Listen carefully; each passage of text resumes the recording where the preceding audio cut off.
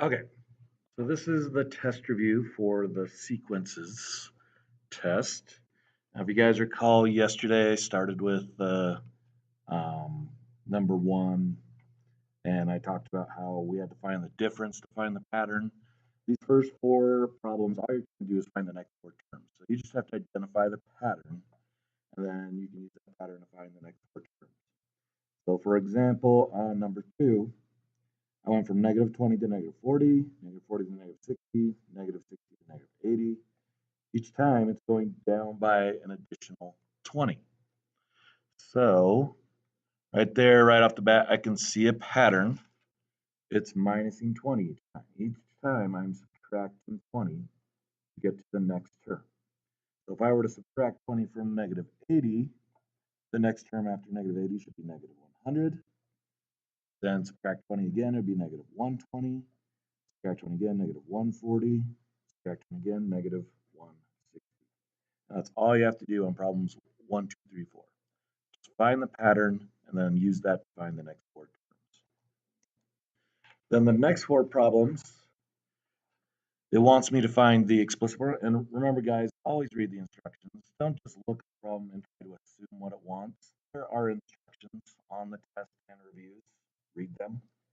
So find the explicit formula and the recursive formula and the 50th term for the following arithmetic sequences. So it says arithmetic, so remember you can use pages 75 and 76 in your book. If I look at page 75, this is the page that details the arithmetic sequences. Arithmetic sequences are sequences that use addition and subtraction to find the next term. So you're always going to be adding the same number to get the next term in these arithmetic sequences. So if you had a sequence that was going up by 2, that would be adding 2 each time. Okay.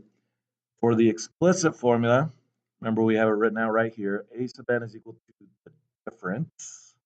D means difference. Difference is addition, subtraction. What number you're adding, subtracting by.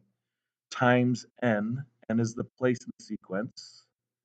And then plus your zero term. Not your first term, but your zero term. That's the term that would come before the first term. Okay, so if we come back here and let's look at number 6 here.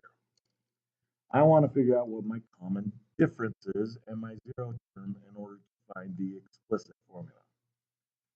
So to find the common difference, I mean, you can just, for the most part, figure it out by looking at how it's increasing each time or decreasing. But if you're still not sure, you can always take any number in the sequence. So let's take the second number, 22, and subtract the first number. This gives me a positive 12, which means I added 12 to go from 10 to 22. So let's double check that. I add 12 here. If I add 12 to 22, is that going to get me to 34? Yeah. If I add 12 to 34, is that going to get me to 46? Yeah. So my common difference, here, let me just write the general formula for it. A sub n is equal to dn plus b. So my common difference is going to equal 12. So I know this part of the formula. It's going to be a sub n is equal to 12n. Then I just need to find my zero term. So to find the zero term, remember I'm going to go backwards from my first term.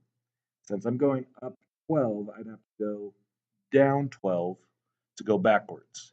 So if I go down 12 from 10, I'm going to be at negative 2. So my zero term is a negative 2. So when I plug it in here, I just put it as subtract 2 because it's a negative number.